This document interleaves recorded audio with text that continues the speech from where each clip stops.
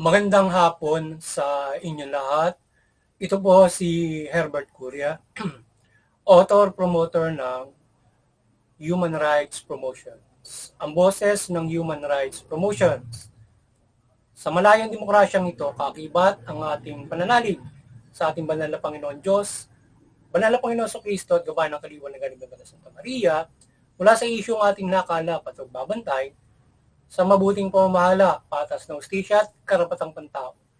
Ay hinggil sa issue ng Malacanang and DepEd on establishing CDC o Child Development Center or Daycare Centers. Ang Administrasyong Marcos sa bagong Pilipinas na pamamahala nito ay nagkaroon ng joint venture with DepEd o Department of Education para mag-establish ng mga Child Development Centers o mga daycare center sa ating bansa at nasa di umano'y 3,600 na barangay. Di pa umano ang naitayo dito at 328 na barangay di pa umano ang o municipalities na bababa yung income o yung low class municipalities ay makaka-receive ng pondo mula doon sa DBM. So yan. So pinag-iba yun ng Administrasyong Marcos yung daycare center o yung paglalagay ng daycare center sa bawat barangay. So yan ay pinatutupad na nung panahon ni Marcos, nung kanyang tatay. So ngayon ay pinag-ibayo niya ito na na lahat ng barangay malagyan niyaan with DepEd at saka the support of the DBM para may mabigyan ng kaukulang pondo itong mga barangay na dapat na malagyan ng ng mga daycare center. Yung ay nasa 3,600 barangay pa yung maaaring malagyan ng daycare center. Tapos 328 dito ay mabibigyan ng ayuda o fund from the DepEd, DBM DepEd o sa Malacanang para ito ay matayuan ng barangay center. So yun. Barangay center ng daycare center para mabigyan ito ng maagang ito ay pag ang layunin nito ay mabigyan ng pangangalaga at edukasyon, maagang edukasyon yung ating mga kabataan. So yun, yan ay parang doon ito ay para sa ating tulong ng gobyerno sa ating mga magulang na magabayan doon sa ganung klase ng edad sa pangalaga at pagbibigay edukasyon sa mga kabataan, tulong sa ating mga magulang. So yan yung yan ang pinag-iibayo ngayon ng ating pamahalaan. So ayon sa ating administrasyon ay kailangan na ang early stage of learning ay maibigay upang matuto agad ang mga kabataan. O yung mga minors at ang mga seniors nito ay magbibigay ng iba't ibang serbisyo sa mga kabataan yun. Hindi lang edukasyon, pwede rin silang magkaroon ng yun ay playground para makapaglaro sila roon, etc. na ginagawa activities sa isang daycare center ng mga aktibidades na sinasagawa doon at layunin nito. So, kagapay dito yung LGU para suportahan ang proyektong ito at ang mga development teachers at workers para dito. So, yung LGU talagang yan ang pangunahin na kaagapay diyan at saka siguro yung DSWD para yan ay ma-establish yung mga daycare center na. So, napakaraming barangay sa Pilipinas sa 42,000 nata yan na dapat ay mayroong barangay center every barangay. At yan ay dapat ay mayroong mga kaukulang mga barangay, mga daycare center teachers at yung mga bawat mga daycare na yan. So, yung ibang mga local na pamahalaan, mga daycare centers ay hindi regular yung mga teachers o hindi regular yung paglalagay ng mga teachers diyan. Kundi ito ay parang honorary na binibigay ng ating lokal na pamahalaan, barangay at saka noong lokal na pamahalaan mula doon sa munisipyo, barangay at saka provincial yata yon at saka meron pa yata sa DSWD. So ngayon ay nag-partner ay yung DepEd at saka yung Malacanang with DBM para mapunduhan yung mga low income at ma-establish yung mga barangay center, yung daycare center na yan, yung CDC para malagyan yung barangay na wala pang daycare center.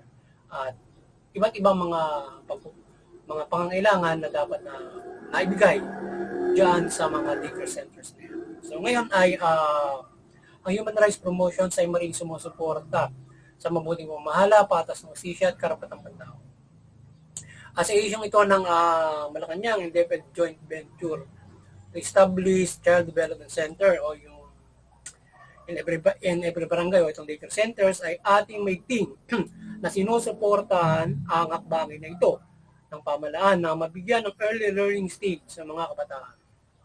Hinihigayat natin ang mamamayang Pilipino mula sa parents na suportahan ito at bigyan ng edukasyon ang kanilang anak at makatulong itong mga barangay center para maalagaan din yung kanilang mga anak noon ng mga how many hours in a day para diyan sa layunin ng daycare center. So ngayon, ang programang ito ay malaking bagay para sa lipunang Pilipino, anuman yung katatayuan sa buhay. Higit sa lahat, syempre yung ating mga masang Pilipino, yung mahihirap, ang kalagayan para diyan. So, maalagaan dito yung mga anak nila at mabibigyan pa ng edukasyon at iba't ibang serbisyo sa daycare centers, lalo na ang libreng meal dito para sa kalusugan ng mga bata. So yan, sana ay samahan na rin nila ng libreng meal yan para sa nutritional activities ng ating pamahalaan with DSWD.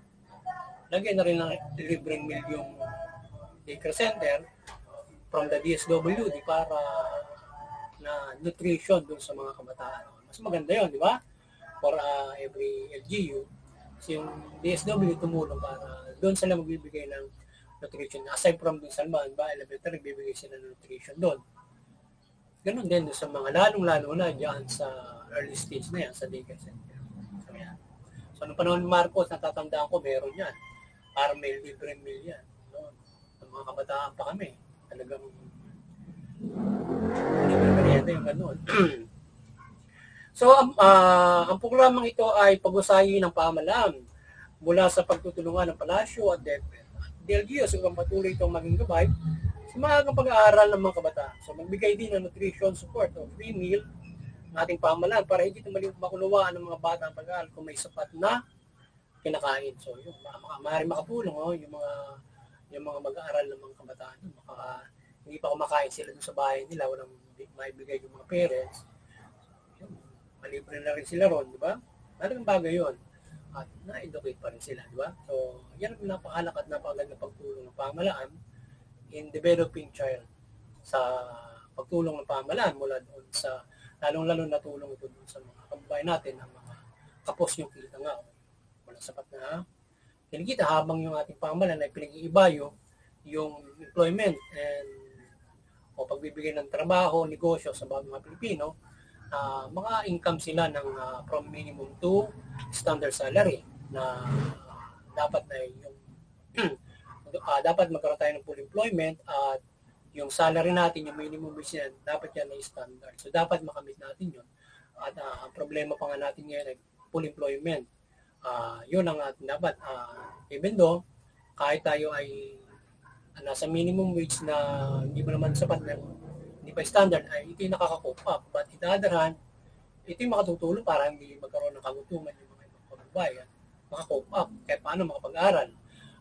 Sa gayon, ito ay ang mga Pilipino ay hindi basta ganun magiging kaos. Kasi yung kulang sa kita, yun ang problema.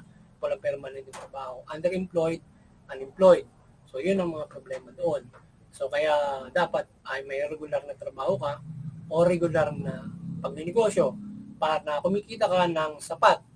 Kumbaga man ay from kagaya ng minimum sa iyong pagtatrabaho ay yung negosyo mong maliit ay sari-sari to, kikita ka ng minimum yan ba hanggang sa standard. So yan ang pinakamaganda at sa kinabukasan ay marating na yung standard na kahit from yung micro ay kikita siya ng standard salary.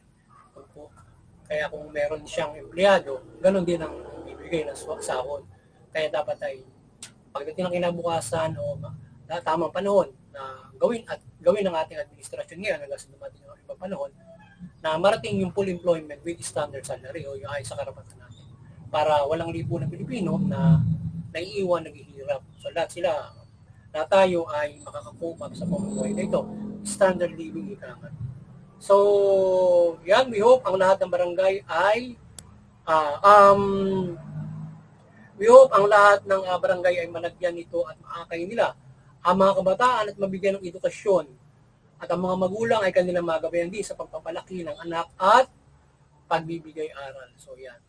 So, sana magabayan din ng ating daycare teachers, yung mga magulang, how to handle their children, pagbibigay ng edukasyon. Siyempre, yung mga magulang, ang pangunahing step ng mga kabataan para maturuan mo kung paano identify ang mga bagay. Ano ba yan? Ganyan, hanggang sa konting mga pagbibigay ng pag-aaral. Yan.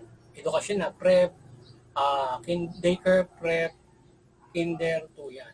Kasi yung daycare prep, maaaring mahal sa exclusive school yan. Kung doon madadali yung mga anak mo, pero dyan sa daycare center, makakamenos ka libre.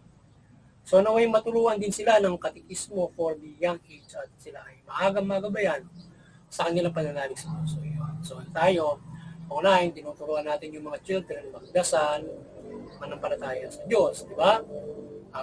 At sana dun din sa ay magabayan ng ating mga teachers yung ganyan na nabibigyan ng maagang katikismo yung mga kabataan. So natuturuan na naman ng mga kabataan na magdasal. So na mag-pray kay God bago matulog, gano'n. So sino naman ang natuturuan na sa mga bagay na yan. So yun at muli maliwanagan ni Banal Santa Maria, ang kaliwanagan ni Banal Santa Maria ay magabayan ang pagkakaroon ng daycare sa lahat ng barangay at maliwanagan at maalagaan ng mga kabataan sa kanilang paglaki. Ayan. Muli ay maliwanagan ng ating banal na Panginoon Diyos, banal na Panginoon sa Kristo, banal na Espiritu Santo, banal na Santa Maria, ang sambayan ng Pilipino, mula pamahalaan at mamamayang Pilipino, yung pamahalaan, mamahala ng mabuti, matuwid. Tugunin yung karapatan ng tao, magpayara ng batas ng justisya. Iwasan yung korupsyon, pang-aabuso, katiwalian, at pang-api sa mga inequality sa pamamahala sa lipunan ng Pilipino. Yung mamayan, sumunod din sa pamahalaan, iwasan yung paggawa ng krimen, suportahan yung pamahalaan sa mabuting pamamahala, pagpapatupad ng karapatang pantao, peace and order, equal justice, yan. At huwag labanan yung pamahalaan. At higit sa lahat, ay tayo ay makapamumuhay na maunlad, mapayapa, at higit sa lahat ay pananampalataya sa Panginoon Diyos na protektado tayo at maunlad at hindi sa magulong pamumuhay tayo nanampalataya. So muli, magandang hapon sa inyo lahat. Sana ay nakapagsamuha naman tayo ng karapatang pantao hinggil dito sa isyong ito ng ibayo ng ating pamahalaan ng daycare center para sa mga young age. Magandang hapon sa inyo lahat at ang pagpapala ng Panginoon Diyos at proteksyon ay sa atin at sama-sama natin sa buhay din ang mabuting balita sa pagpapairal ng karapatang pantao. O ang araw-araw natin buong buhay. Magandang hapon sa inyo lahat.